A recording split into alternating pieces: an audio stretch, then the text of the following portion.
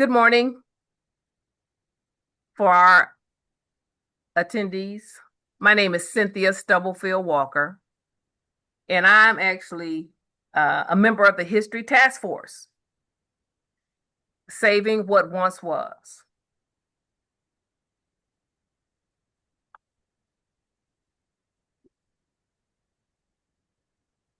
What is the task force? The task force is a group of expert historians chosen for their skill sets who proactively seek historical projects to preserve information before it disappears permanently. Um, we're not, we don't try to preserve documents or artifacts. We do not have a warehouse where we can save, preserve, or keep anything. Why are these preservationists different? We're not a club or association. We're not a compensated group. Members are invited to join who have different proficiencies and understand the challenges and value of preserving and documenting the past.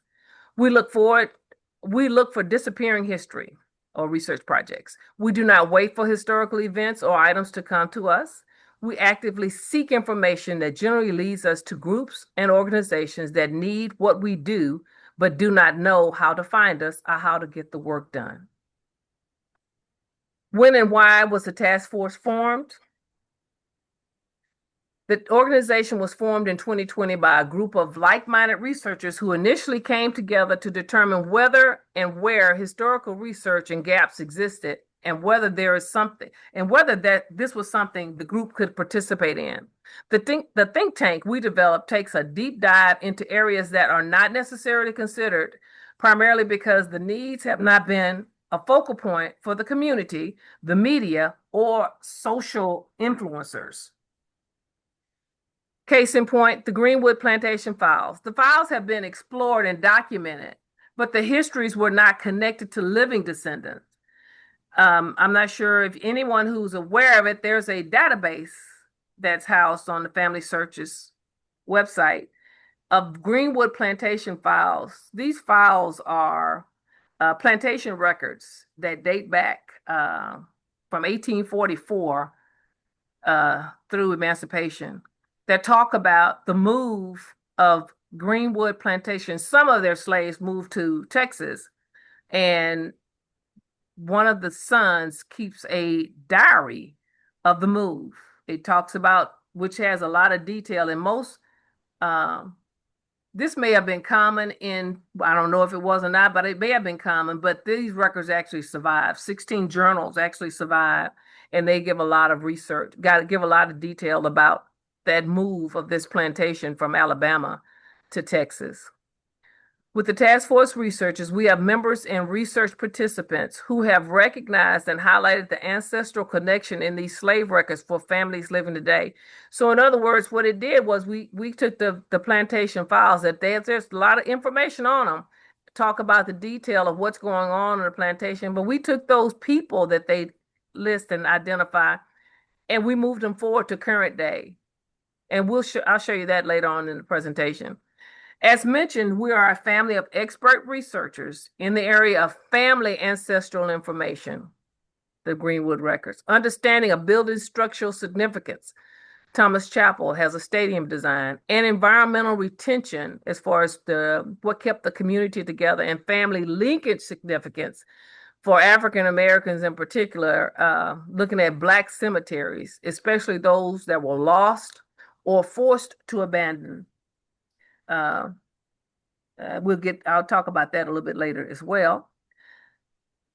Some of the skill sets our researchers possess include marketing, public relations, graphic arts, GIS historical mapping, community engagement, and digitalization photography. The GIS historical mapping becomes significant when we're looking at what was there that's not there anymore. We can actually see where buildings once were because of GIS historical mapping, which has been great. Our group has been actively involved in the community. Now we have groups seeking our help documenting their items, such as the Gandy House treasure troves. It's two different families. They were historians at their time, early 20th century, so they maintained a lot of records, and we actually have digitized most of those. Um, Restoration, like Thomas Chapel, we've actually helped restore. This church had a lot of structural deterioration over time, and we've actually, the History Task Force has gone and actually helped restore that, renovate it, and restore a lot of the decay and whatever on the church. And city records like New Waverly requesting our help to research and document their city's history. One thing I like to stress is that the History Task Force is based in Montgomery County, but we actually work with counties surrounding Montgomery County. We work with Polk County, San Jacinto County, Walker County, Grimes County. We've actually gone to the adjacent counties to help them as well. Well, we kind of, we find out about something, we're tapping on them, tapping their doors. As I talked previously about the Greenwood records, the Greenwood Plantation files, we looked at, they did a lot of people have written a history of it. They've gone a lot of detail about the files, but we actually decided, you know what? Let's see what happened to the families that they talk about in the files, current day. And one person we looked at in particular was a guy named Lil Bob Culpepper and his wife, Eliza Culpepper. They came here from Alabama. They talk about he actually gives detail about this family moving from Alabama to Texas. And we actually looked at, okay, what happened to the descendants? And one of the descendants we looked at, current day, Wayman Anderson. He came from this gentleman, Lil Bob, as did I. Let me put that disclaimer in. He's also my ancestor. So we both came from this gentleman and this lady right here, Miss Eliza Culpepper and Lil Bob Culpepper. Another thing that the History Task Force has done is that the restoration of Thomas Chapel. This Thomas Chapel Church was built in 1899 by the children of enslaved people from Greenwood Plantation. One of the people that built this church that helped was on the cornerstone was the guy right here, Leroy Culpepper, and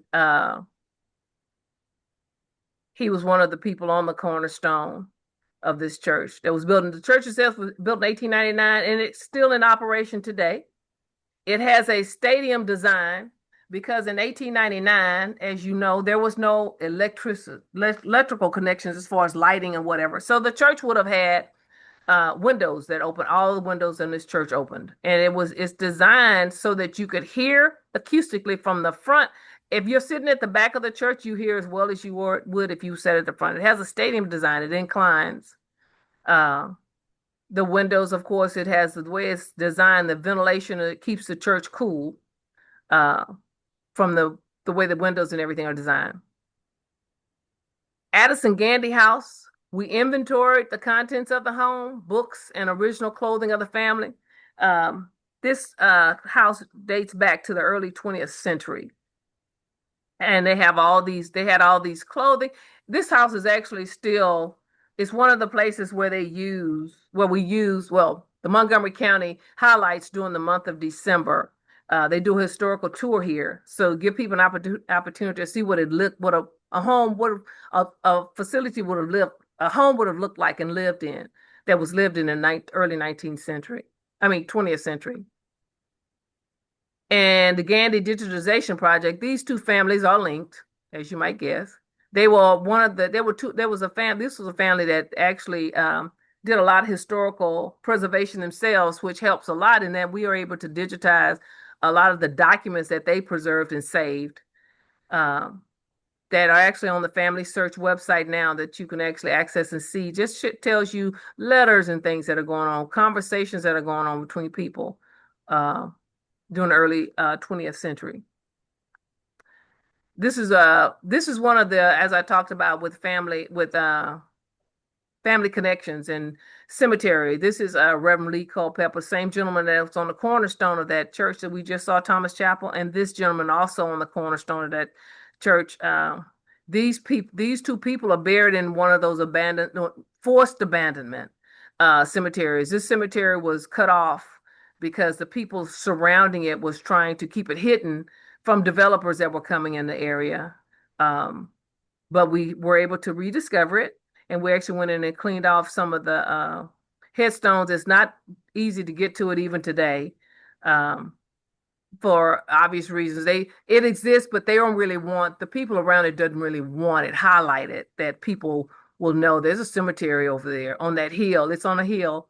So, but it's great. Anyway, so we were able to document it and we have it registered now with the cemeteries of the state of Texas.